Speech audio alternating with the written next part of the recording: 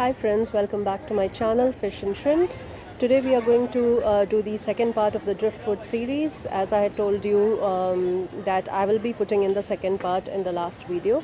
So yes, today's video is going to be about which driftwood you can use and how to cure the driftwood for your aquarium use.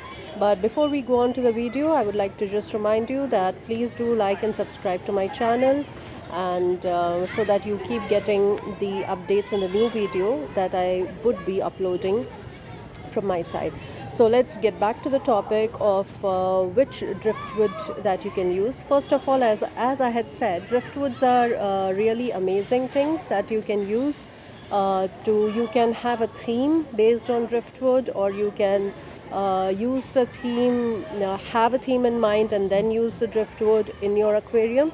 So it's absolutely awesome, and it also helps with the aquascape. You can use the driftwood to attach the plants, and the plants grow. It really looks absolutely awesome. Now, coming to the names of the driftwoods that you can use, the one that is used, one of them is manzanita wood. It is reddish in color, and it is most commonly available. The next wood that you can use is redmoor wood, and the other one is marsh root that's available, and other is mopani wood that you can use. And I'm not going to get into the details of every wood. I'm just naming the woods so that you, if you plan to use the driftwood in your aquarium, you can just have these names ready, and then you can probably go to the market and look out for these woods in the aquarium shop, so it would be easy for you. So that's why I'm not getting into the details. And also one of the most common wood is chola wood that people use in their shrimp tanks. It is very useful in it, so it gives them hiding place. And also for the small fishes, you can use chola wood. It really looks very beautiful also and nice. I have seen it myself. I'm thinking of getting one for my shrimp tank.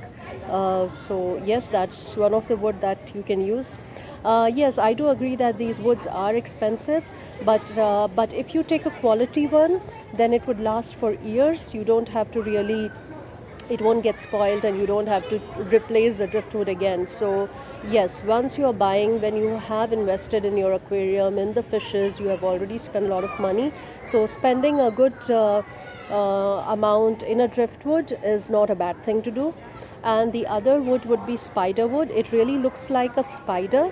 I have one in my aquarium, and it looks very, very beautiful. Again, you can plant in it. I have just kept it just as a bare wood. It is a bare bottom tank in which I have started to include some monster fishes in it.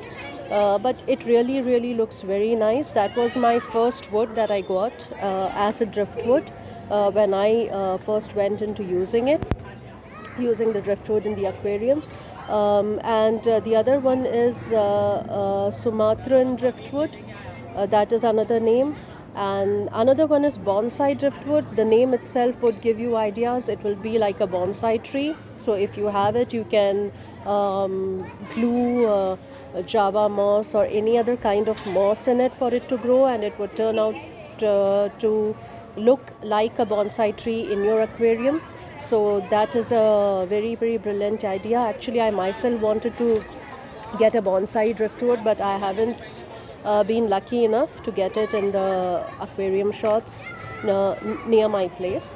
Now, coming to the point of how to cure it, the best way is to boil the driftwood. And because of boiling the driftwood, you are basically sterilizing it, and because of which all the infections or fungus or anything that's rotten in the driftwood will go away, and the driftwood will become safe for you to use in the aquarium. So that is one of the best way to cure it. Or else you have to like soak it in the water for some 2 to 3 days, so that it will sink in the aquarium, otherwise it would float. So these are the just the minimal thing that you have to do to cure the driftwood. and make it ready for your aquarium. So, but just be mindful when you're buying the driftwood, or if you're just using a driftwood from the tree or garden, just be careful, research it out well, and then use it in the aquarium. Otherwise, it may be harmful to your fishes. I hope this video was did have all the points that you wanted, and the content was good enough for you to get into the use of driftwood in your tanks. So do keep watching my video, and like and subscribe. Thank you very much. Have a very nice day and happy fish keeping. Bye bye.